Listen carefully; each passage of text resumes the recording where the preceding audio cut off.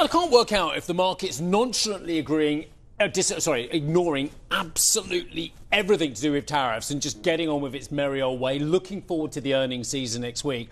Or actually it's saying, it's all going to be all right. You know, Lutnick's very positive. Merz, the German Chancellor, coming out with some really positive comments in the last 10 minutes. I'm optimistic we can agree a deal with the US by the end of this month as well. So the mood music there is very positive. But then when I look at some other stuff, such as Caller Copper, Dr. Copper, etc., I would really be worried about what it means. For instance, why do you lot care about copper? Well, you obviously don't, because it's only copper that's moving on the back of this. But copper is such an important industrial metal. You were talking in previous hours about EVs, about AI infrastructure, about telephony, about all motherboards, you name it, copper's involved. And all of a sudden, 0.7 of a tonne of American copper out of the 1.8 million tonnes it uses every year is going to be tariffed at 50% plus. So that's a huge increase. And what are the US producers going to do? The 1.1 million that the US produces domestically, are they going to keep the price the same? Oh, they heck. They're going to say, wow, this other stuff's more expensive. We can up our prices a bit. It's bad news for a lot of people in the US economy. I think it's taken a lot by surprise, a lot of investors by surprise. 50%. Why the market were had been looking for 25% maybe. That's what we've seen on steel, aluminium, and we have seen copper now. Copper futures soar 13% in yesterday's trade to a fresh all-time high. So there was a reaction there.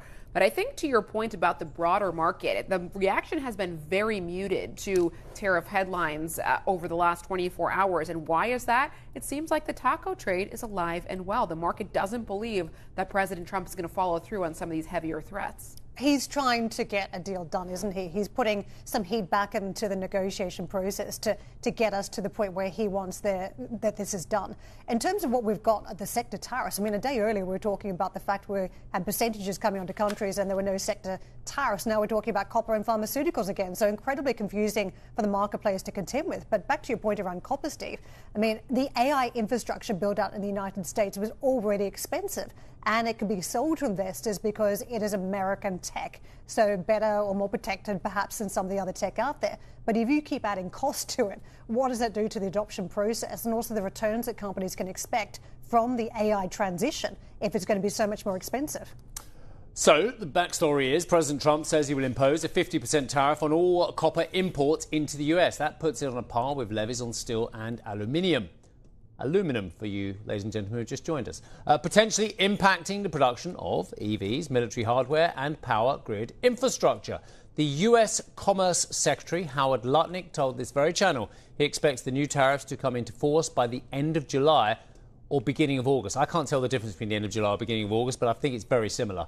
Let's take a look at where the COMEX copper prices trade. And this is interesting because, of course, the US listing up. It was up more aggressively. It was up around about 12-13%. The London Metal Exchange listing down as well because, I mean, let's face it, if some of that copper isn't going to go to the States, that means there's an abundance of supply which is going to go elsewhere onto world markets, doesn't it? I think. Yeah.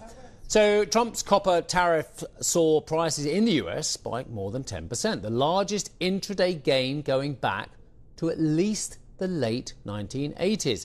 However, prices on the London Metal Exchange, as I just mentioned, the global benchmark, ticked slightly lower, reflecting a tighter US market but expected abundance of supply in the rest of the world.